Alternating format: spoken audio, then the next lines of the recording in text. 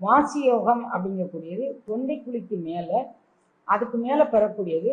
அந்த வாசியோக சாதனையாளர்கள் வள்ளல் பெருமானார் எல்லாருமே 9 வாசல் அப்படின்னு சொல்லும்போது, இந்த 9 வாசல்ல இரு வாசல் நம்ம மூக்கு நுனிக்கு நேர உள்பகுதியில் இருக்கக்கூடிய இரு வாசலையும் அவங்க வந்து எருவாய் கருவாய் அப்படின்னு சொல்றாங்க. இந்த தொண்டைக்கு மேலே பெறக்கூடிய அருள் அனுபவம் பற்றியது இந்த வாசி யோகத்துல. அந்த வாசி யோகத்துல இப்ப நம்ம அந்த அந்த வாசியவே வந்து ஓங்காரம்னா ஓங்காரத்தோடு வாசியை சேர்த்து சொல்றது. அந்த வாசியும் அந்த தொண்டைக்கு மேலே அப்படியே மேலும் கீழும் போற மாதிரி கூவுறது தான் வாசி யோக பயிற்சிங்கிறது.